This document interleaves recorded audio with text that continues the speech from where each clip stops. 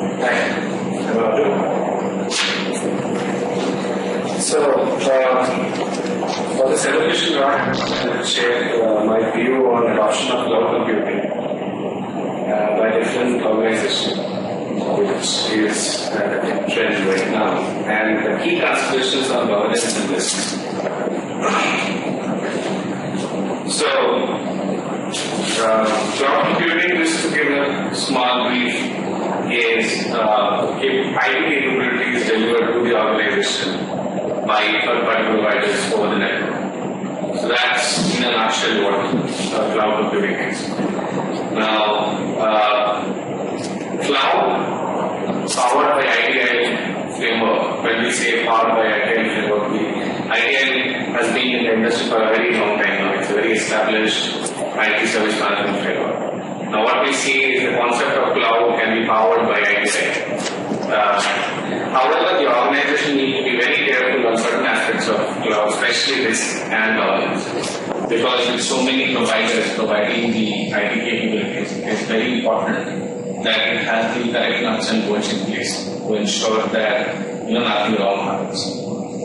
So on the strategy layer, like in ITIL, we have the strategy, design, operations, transition, CSI, so on and so forth. On the strategy layer,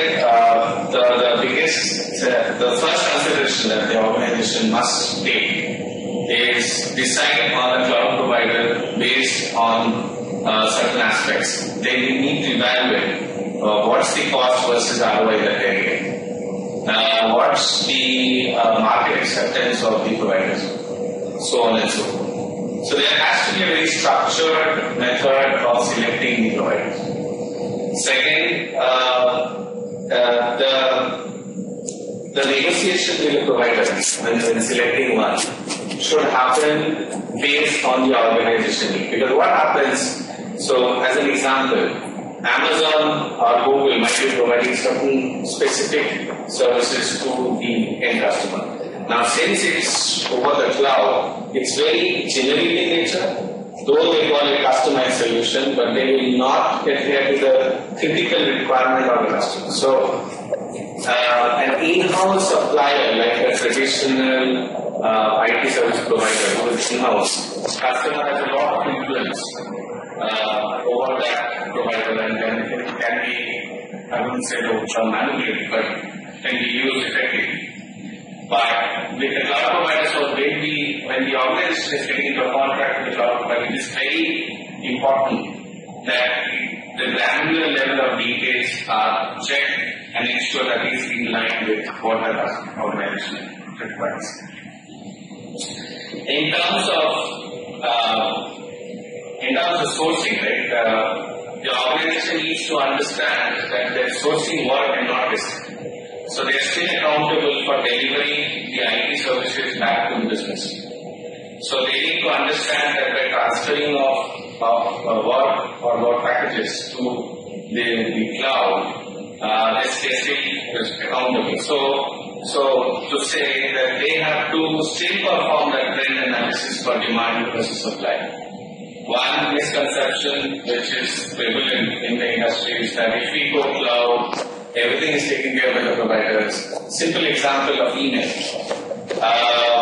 Instead of me managing Microsoft Exchange and Lotus Notes or whatever, now we use Google Mail. So everything associated with that goes to Google, but that's not true. If still you might want to give preferential access to your CXO level layer.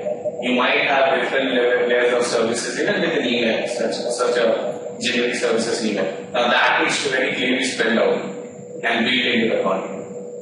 Another very important aspect is in terms of security. Now, let's say payroll data. Now the adoption of cloud should happen on a staggered method. In the sense you should, though there is no such mantra for that, but the guidance is that we should let out the non-critical services first and then bring down the critical services. But if we have to go down that path, if we have to share the payroll data with the cloud provider, we're very sure of what they do with the data. How is that getting transmitted, so on and so forth. And those again are responsibility of the organization. It should not be thought that the cloud provider will provide all that. In terms of SLA and offerings, the cloud provider today has there's a lot of hype around public cloud, private in public domain, so on and so forth. Now, without getting into the nitty-gritties of them, what needs to be ensured is that, let's say for transition processes, let's say for changes. Now, the infrastructure or the service provided by the infrastructure is managed by the cloud. However, since their changes impacts the organization now, so Google Mail going down for 2 hours now impacts the organization. Previously, it never used to impact the organization. So they need to ensure that they are in the body of the CAB, the change management board, to give a blessing that this is fine with us, or even if they're not big enough players for the provider to take their permission or whatever, they should still be there so that they can voice their opinion. So these are some of the key considerations for adopting cloud. I would stop here and ask questions. Do we have questions right now or after we both have finished? Okay, so, okay. You are comfortable with that? Yeah, sure. We have talked of this participation of the client with the provider, or with the provider's policy making or whatever, right? So you said that, say, we're giving an example of Google, right? So, if I am an organization, do you really think that I'll be given any voice or heard even by Google? Yes. So that's a very important point. And the message that we are trying to give to the organization is that they should stand up and ask for this. Because if Google is a provider, in-house provider to an organization, they stand the chance, the organization stand the chance that they'll hear us. Right? Now, in this cloud adoption model, what will happen is if organizations are going to, this is utility-based service, right? It's like water and electricity. Like, I cannot ask the local electricity board when the power cut will happen. But this culture needs to be inculcated somehow. That there is at least a method of communication. If not I'm heard, I am communicated out up front in advance that such a power cut will happen. In terms of IT services, if a disruption will happen, that should be made available and the knowledge should be made available. Just for a brief moment, elucidate a bit more on security. Yes, the security aspects. Okay, one is the data security. Since it's leaving my compound, I do not have control over security. Now, what that has prompted these big players, providers, to say is that we will build private clouds for you. So those are more secure than keeping it in the public domain. However, the basic concept of cloud, the basic advantage of cloud are two. One, we use pay-per-use model, so I can go into a market space, new market space, without investing, and withdraw very quickly pay-per-use. And second is very minimal startup cost. Now, the moment it becomes a private cloud or some other fancy name that they gave, we lose out on that benefit. Not lose out, our benefit reduces. Because they will now apportion a bit of their infrastructure and say, since we are building secure protocols for your services, we will charge you a premium. However, that's so again, a cloud adoption strategy should be very clear, and that's where the most time should be spent. That for less critical services, it can go to the public cloud, where you do not have much of a security concern.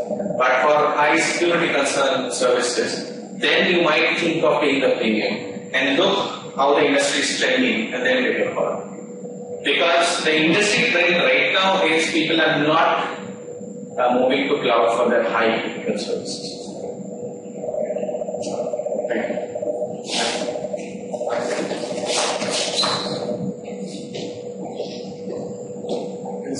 I wonder if it's happening cloud computing. And the areas involved, like security, I think that is a key area where today a lot of vendors are focusing on and a lot of outsourcing. Yeah. This is particularly in the security area. I'd like to invite Mr. Rajiv here on stage.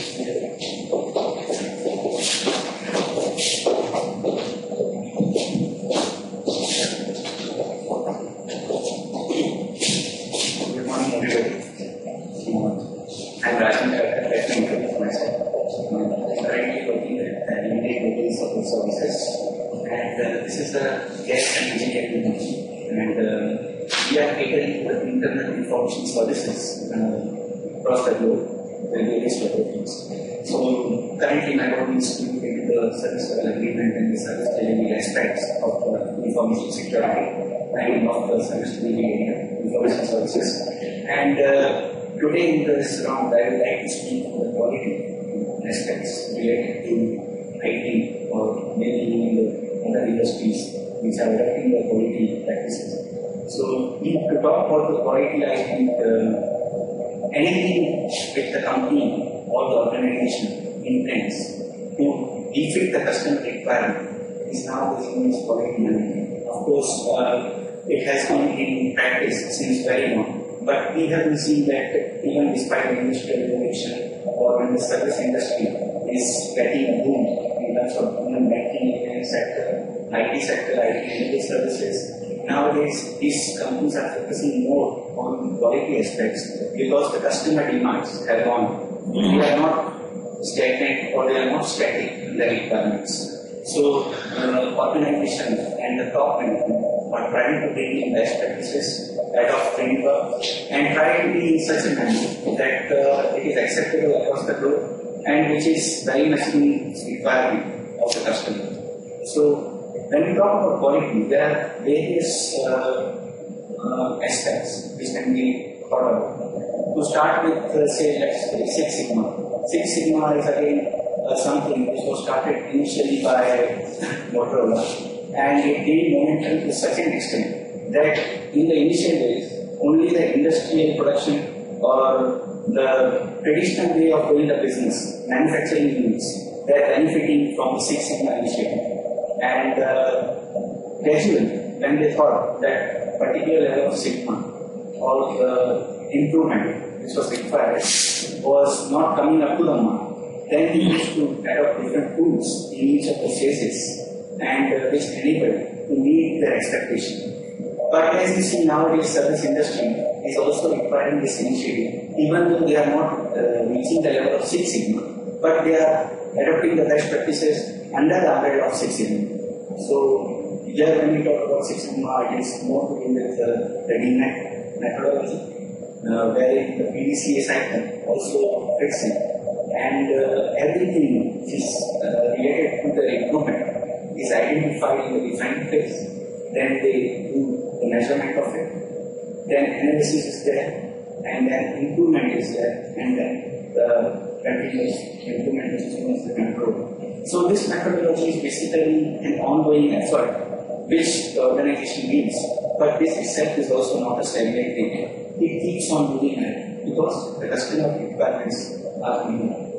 We talk about Professor Edward Denny, who helped to build the Japanese economy because his ideas, his fundamentals were not accepted by the US after the World War. So he decided to migrate to Japan. And his approach was very much appreciated in Japan, and it helped to revive the Japanese economy after the World War. So in fact, the DMAX cycle, the PDCA cycle has improved a lot, and it has enabled a lot many organizations to achieve the quality. Now, under the quality umbrella, it is not only the Six Sigma which is being adopted, but we have something, as you know, everybody knows that the ISO, the International Organization for Standardization, which has come up with n number of standards for each industry depending upon the requirements